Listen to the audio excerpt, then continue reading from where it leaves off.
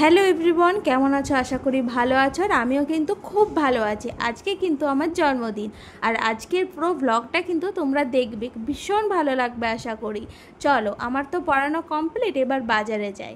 দেখো, বাজারে গিয়েই প্রথমে নিয়ে নিলাম চিকেন। আর তোমরা খুব ভালোভাবে জানো যে আমি বাজার করতে খুব পছন্দ করি, আর আমার বাড়ির বাজারও আমি করি। আচ্ছা, এবার দেখো, রাস্তায় যেতে যেতে যেটা দেখলাম যে কালকের যে বৃষ্টিটা হয়েছে, সেই বৃষ্টির ফলে মাটির কেমন অবস্থা। দেখো, ঝড় বৃষ্টিতে গাছগাছালি ভাঙবে এটাও নর্মাল কথা, কিন্তু মাটির যে এমনভাবে ক্ষতি হবে আমি ভাবতেই পারিনি। আমাদের বাড়ি যেহেতু একটু ভেতরে, তাই আমাদের প্রভাবটা একটু বেশিই পড়েছে। আর মাটি, সত্যি কথা বলতে, বাড়িতে ছিলই না, সব যেন রাস্তায় গর্তের ভেতরেই মাটি চলে গেছে। মানে এমন ঝড় বৃষ্টিতে ক্ষতি হয়েছে মাটি, সত্যি ভাবাই যায় না। হ্যাঁ, গাছগাছালি সমস্ত কিছুরই ক্ষতি হয়, সেটা স্বাভাবিক ব্যাপার, কিন্তু মাটি এমনভাবে ফুলে উঠেছে সত্যি ভাবাই যায় না। এই দেখো, বলতে বলতে চলেও আসলাম। দেখো মাটিটা কেমনভাবে ফুলে উঠেছে, আর ভেতরে পা দিচ্ছি যেমন স্পঞ্জের মতো হচ্ছে।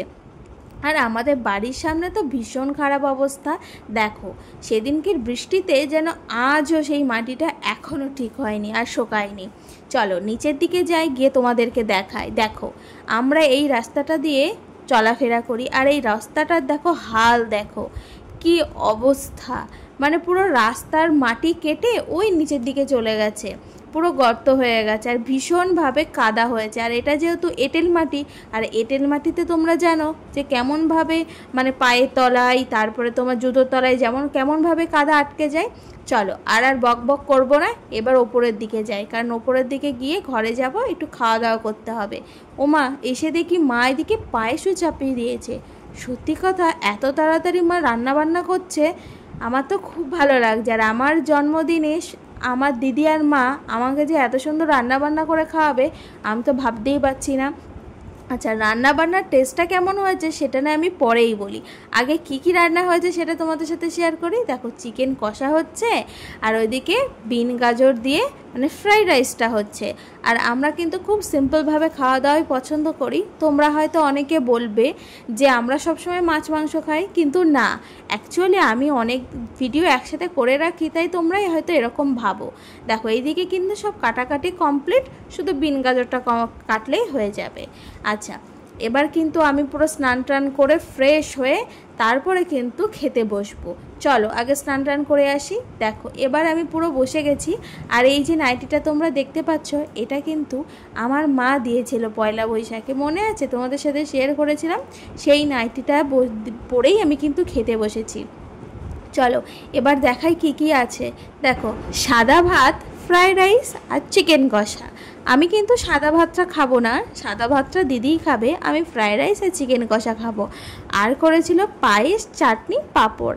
পাঁপড়টা আমি নিইনি, কিন্তু চাটনিটা আর পরে খাবো, আর পায়েসটাও প্রথমে খেয়ে তারপরে ফ্রাইড রাইসটা খাবো।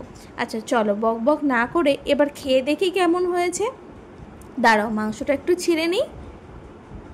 দারুণ হয়েছে সত্যি। আমার মা যে এত ভালো রান্না করে, বিশেষ করে আমার থেকেও ভালো। আমি আগে ভাবতাম যে ফ্রাইড রাইসটা আমি হয়তো ভালো পারি, এখন দেখছি না, এটা আমার ভুল ধারণা। আর মা সবসময় মাই হয়, মানে মেয়ে যতই ছেলে মেয়ে ভালো করুক না কেন, সবসময় মাই ভালো হয়। আর এই যে ড্রেসটা দেখছো, এটা কিন্তু আমার গিফট এসছে। আর কে দিয়েছে গিফট সেটা হয়তো বললামই না, ওটা সিক্রেটই থাক। এই গিফটটা কিন্তু আমার জন্মদিনে পাওনা হয়েছে, আর ভীষণ সুন্দর হয়েছে, আমার তো খুব ভালো হয়েছে। আর যে দিয়েছে সে খুব ভালো করে জানে যে আমি এই রকম কালার এখন পরতে খুব ভালোবাসি। ছোটোবেলায় লাল, নীল, তারপরে পিঙ্ক, এইসব ফেভারিট কালার ছিল, কিন্তু এখন কিন্তু আমি আর ওইসব খুব একটা পরি না। আমি এই জামাগুলোর মানে এই কালারগুলো পরতে কিন্তু বেশ ভালোবাসি। আর কেমন হয়েছে জানিও কিন্তু। চলো এবার দেখো, তরমুজ কেটে নিই রাত্রেবেলা। এটা অবশ্য আমি কাটছি না, মা কাটছে, কিন্তু তরমুজটার সাইজ দেখো, 6 কেজি ওজনের, আর এত বড় বড়, আর খেতেও কিন্তু খুব ভালো ছিল। দিদি তো দিয়ে গেল।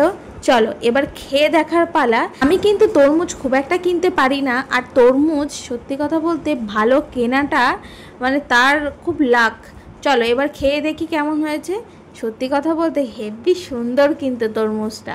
আচ্ছা, তরমুজটা এবার খেয়ে। আর আজকের ব্লগটা কেমন লাগলো জানিও কিন্তু। আমার জন্মদিনে সবাই আশীর্বাদ করো।